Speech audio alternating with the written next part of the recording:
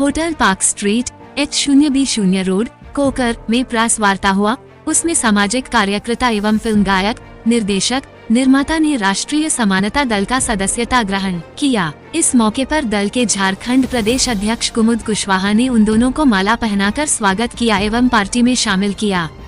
साथ ही राष्ट्रीय समानता दल इस लोकसभा चुनाव में 2 सीट पर प्रत्याशी का घोषणा किया, जिसमें चतरा लोकसभा सीट से महिला प्रत्याशी मेघा एवं रांची लोकसभा सीट से राम डाल्टन को उम्मीदवार घोषित किया गया।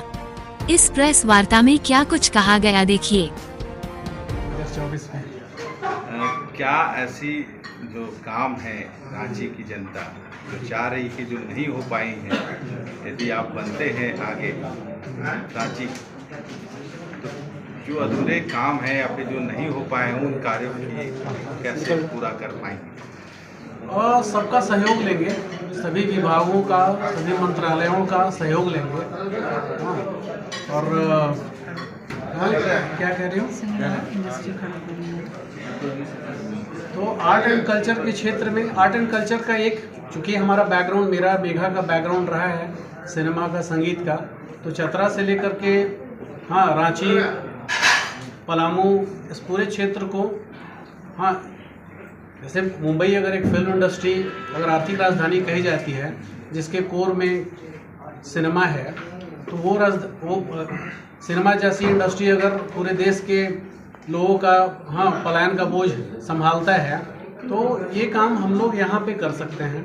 झारखंड में, चतरा में, पलामू में, हाँ व्यापक तौर पे आर्ट एंड कल्चर के क्षेत्र में, सिनेमा के क्षेत्र में, संगीत के क्षेत्र में, या संगीत कला का जो भी विधा है, ये एक्स्ट्रा हम कर सकते हैं। बाकी जो डेवलपमेंट के जो बाकी पैमाने हैं, उन पैमानों का जो दुनिया का जो बेस्ट मॉडल है, हम वो अडॉप्ट करने का प्रयास करेंगे। उसमें जो दुनिया में जो बेहतर हो रहा है या हो चुका है, उससे हम आगे बढ़ने का प्रयास करेंगे। तो हमारी कोशिश तो ये होगी। मैं बहुत ही साधारण परिवार से, धान रोपने वाले परिवार से हूँ मैं, और गीत गाकर जीवन चलाती रही। जो तमाम बड़े प्रत्याशी हैं वो पहले या तो राज कर चुके हैं या वो उनका अपना इतिहास रहा है, पर मेरा गाने का इतिहास बहुत कमाल रहा है। मेरे गीतों ने ही बताया मुझे कि मुझे चुनाव लड़ना है। मैंने कोविड में बम्बई छोड़ा था, और बम्बई में रहने के दौरान भी 2014 से मैं आदिवासी संगीत पे काफ़ी लंबे समय से काम कर रही हूँ। तकरीबन 18 बोली भाषा में काम कर रही हूँ मैं। जैसे कि मेरा नाम इंगे नाम मेघा रही, मैं कह सकती हूँ, और कुड़ुक में गा सकती हूँ मैं।